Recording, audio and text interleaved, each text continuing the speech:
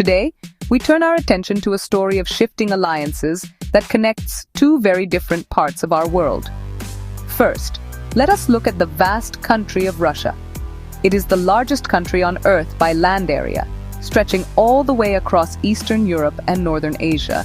Its long and complex history has shaped global events for centuries, and its influence is felt far beyond its borders.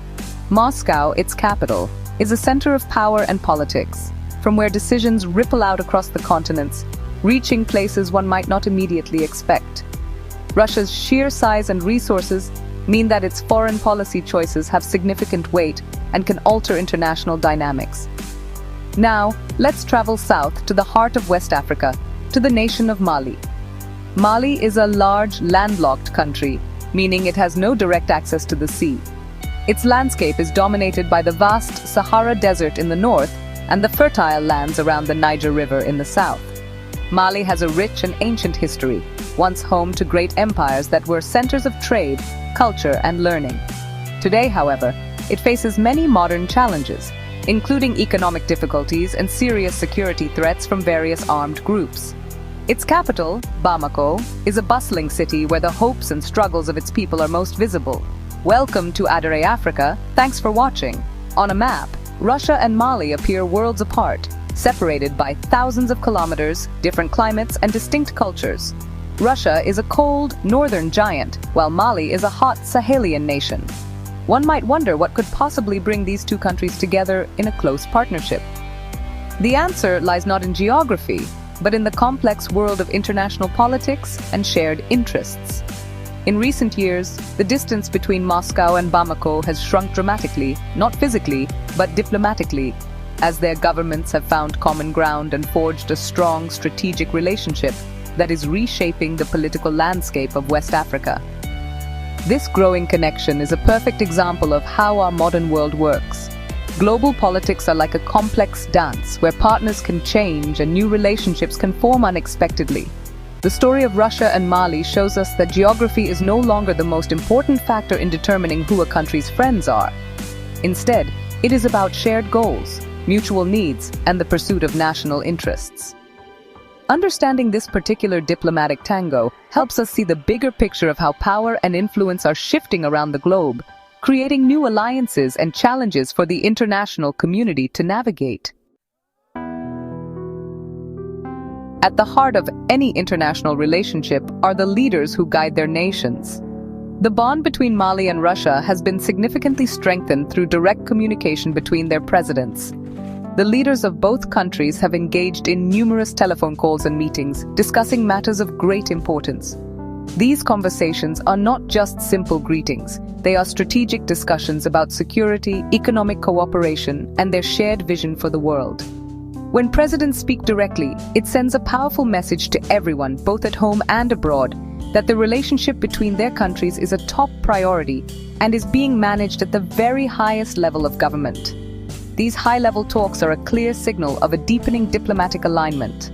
For Mali's leaders, having a direct line to the president of a major world power like Russia provides a sense of security and legitimacy on the international stage. It shows that Mali is not isolated and has powerful friends it can rely on. For Russia, these conversations are a way to build trust and solidify its influence in a strategically important region of Africa. The public announcements that often follow these calls serve to reinforce the message of a strong and growing partnership, demonstrating a united front on key issues and mutual support for one another's positions. The diplomatic dance extends beyond just phone calls. Mali has often shown its support for Russia in international forums, such as the United Nations. This is a very important aspect of their relationship. For instance, in August 2024, Mali made the significant decision to cut diplomatic ties with Ukraine, citing alleged Ukrainian involvement in an attack on its soldiers. This move was a clear demonstration of its loyalty to Moscow, showing the world which side it stands on in the broader geopolitical contest. Such actions are a form of diplomatic currency, where Mali offers its support in exchange for the benefits it receives from its partnership with Russia. This public display of solidarity is crucial for both nations. It helps Russia show that it is not isolated by Western sanctions and that it has allies in different parts of the world. It disrupts the narrative that Russia stands alone. For Mali's military government, aligning with Russia helps it resist pressure from Western countries, particularly its former colonial power France, regarding its political transition and governance.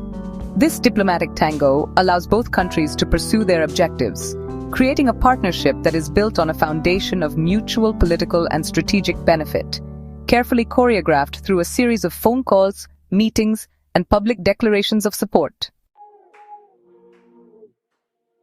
One of the most significant and visible aspects of the Russia-Mali relationship is their close cooperation on military and security matters. Mali has been fighting a long and difficult battle against extremist groups, particularly in its northern and central regions. For years, the country has struggled to contain the violence and protect its citizens. In this challenging context, Mali's government decided to seek new security partners, turning to Russia for help. This has resulted in a deep collaboration where Russia provides military training, equipment, and personnel to support the Malian armed forces in their ongoing fight against insurgency. A very clear example of this security partnership in action is the presence of Russian military personnel, often identified as belonging to the Wagner Group, operating alongside the Malian army. These Russian soldiers are not just advisors. They are actively involved in combat operations on the ground. For instance, news reports from 2024 detailed joint operations where Malian and Russian forces fought together against rebel groups. These missions highlight the depth of the military alliance. Having experienced Russian fighters on the battlefield provides the Malian army with valuable expertise and a significant boost in its operational capabilities, helping them conduct more effective campaigns. The cooperation goes beyond just soldiers. Russia has also become a key supplier of military hardware to Mali. This includes providing things like helicopters, fighter jets, radar systems, and other advanced weaponry. This equipment is essential for the Malian army to better control its vast territory, monitor enemy movements, and respond more quickly to threats. The arrival of new Russian military aircraft at the airport in Bamako is often celebrated as a sign of the strength of the partnership. This flow of arms is a tangible outcome of the diplomatic relationship, turning political promises into real military strength for the Malian state. This security-focused relationship has fundamentally changed the dynamics of the conflict in Mali. The support from Russia has allowed the Malian army to go on the offensive, reclaiming territory that had been lost to armed groups for years. While this has been presented as a major success by the government, it also marks a significant shift away from previous security arrangements that involved France and other European partners. The Russia-Mali military alliance is therefore not just about fighting a war. It is also a political statement about Mali's choice of allies and its new direction in foreign and defense policy. To understand this partnership fully, we must look at why each country finds it so valuable. For Mali, the primary motivation is survival and sovereignty.